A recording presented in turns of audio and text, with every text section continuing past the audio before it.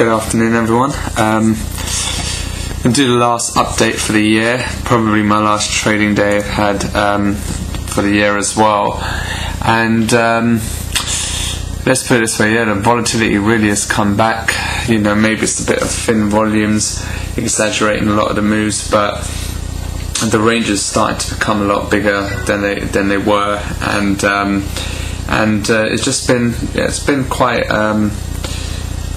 mad recently, all revolved around Europe as usual, and we've had a massive drop off in the euro as well. Actually went sub 130, so it's been a bit whippy. But I'll just get cracking straight into it.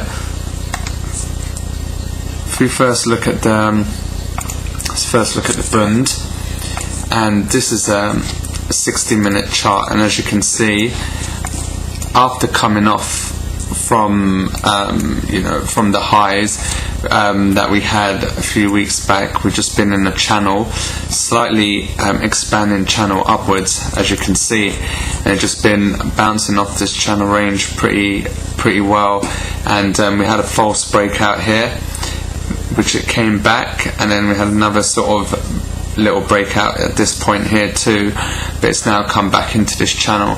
So looking at it, well, the trend, the next step up really is another test towards the 138.11 level, and back at the recent high at 138.85, but that's where we're looking at.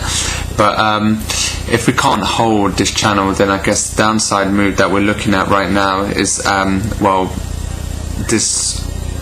this bar over here actually represents the 3-year LTRO, which happened yesterday, and the take-up was much bigger than expected. And initially it was greeted with optimism.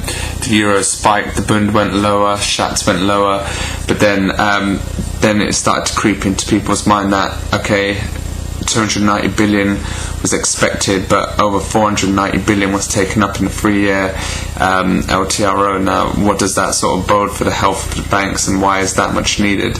So that sort of spooked the markets a bit, and then we rallied quite heavily after that announcement, after the initial spike down that we actually can see over here.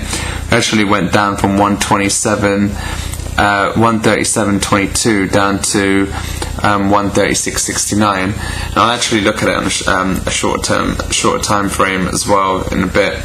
But if we do drop at this trend line, then that's the sort of level that I'll be looking at.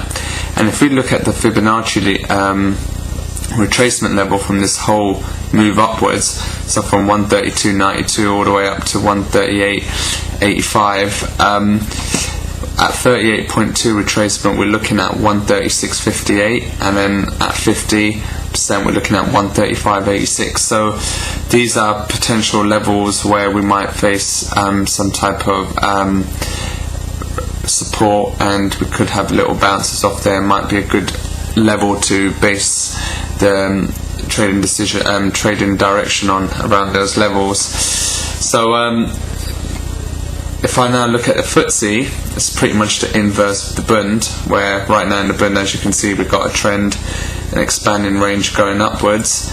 On the FTSE, we've actually got a channel going downwards after the initial run up. And bear in mind, this is actually now the March 12 contract. We rolled over last Friday, so we're now into March 12 contract, so the values might be a bit different to what we've been talking about before. But after it bounced off, this is the initial move that we were talking about last week, where we bounced off 64.5, pretty much rallied a good 500 ticks, and now we're slowly giving back a lot of that. We've pretty much retraced half of that whole move,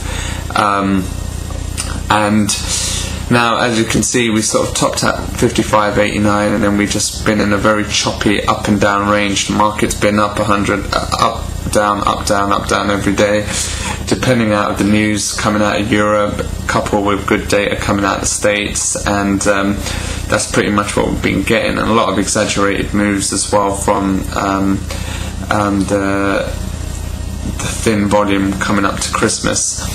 So we've actually sort of bounced off this 52.82 level, and if we look at a Fibonacci retracement on that move down that we've had, 38.2 is 5400 and a 50 is 54.37.5, which we've actually bounced off quite heavily twice. As you can see, the two bars over there.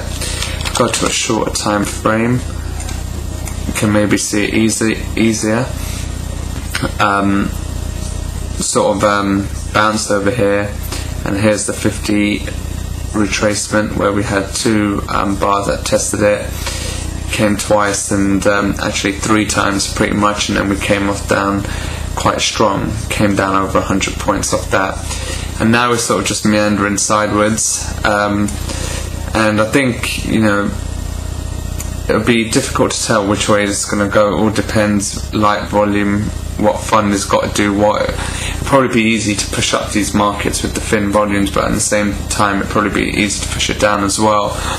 But if we look at levels that to look out for, first level to the downside, I guess 53.28, and after that we've got 52.82. We bounced off after we've broken out this downward trend, this downward channel. We sort of broke out a bit, and then we bounced off the upper trend line, and then we bounced again. So I guess the trend line will be a support too, so depending on where we are when we come down, but this trend line all the way along here will act as a support too, and might bounce off that if we sort of test this trend line again. And to the upside,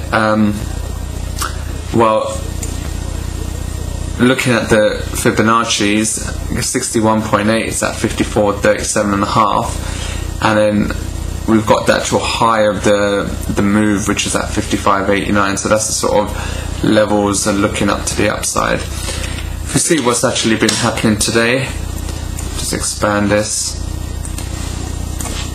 After the open, we had a pretty strong move upwards.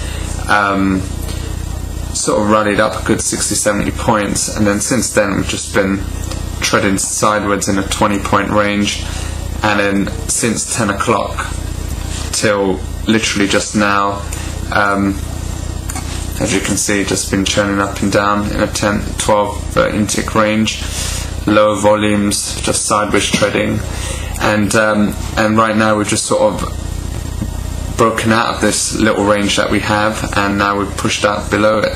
So I guess 5400, if that acts now as resistance and it holds, we might be pushing back down towards 53.28. Well, that's the next level, although I don't think that's going to happen today, but that's the sort of level that we're looking at next if we continue a down move. But if we continue going up, 54.08 and 54.21.5 is what we're probably looking at next. In terms of the spreads, it's been pretty wild. The curve is continuing to flatten, as traders expect more and more chance of more ECB rate cuts. And if we just look at these spreads, going through it last week, and if we look at the deck 12 March 13, I can't actually remember what level we were talking about last week, but we've just come off massively, and now we're trading close to flat. We've been just coming off steadily. We're trading at 8s before, 7s, 6s, 5s. I think we were trading around 5s, 4.5, 4, and then as you can see, there's been a move all the way from 6.5 pretty much down to 1.5 in a straight line downwards. That's a 5-tick move, and we've also traded quite a few ones as well. So it seems to have found a little bit of support around here, so it's starting to hold up around here. Yesterday we had a bit of a nasty move to the upside, where we were trading in this little range between 1s and 2s, and then we actually traded all the way up to 3.5s, 4s, but then came back down. And in hindsight it would have been good sell, just keep on selling it regardless. But it's hard. I've been reluctant to sell it considering how far down we've gone, so the potential to go up further is quite a lot more than coming back down. So, but we've established this range again between 1s and 2s. But to be honest, with these spreads, especially with a light volume, just playing it very light right now. And I think today, at worst, tomorrow will be my last day trading this until January. So I'll be looking at then to see what will be happening. So so that's been the case with the spreads.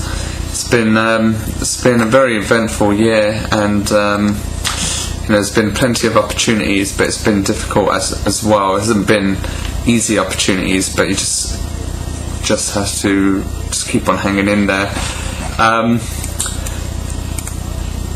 Hope everyone has a Merry Christmas and a Happy New Year, and hopefully we'll have a good year next year. And I'll just leave you finally with the summary, and happy holidays.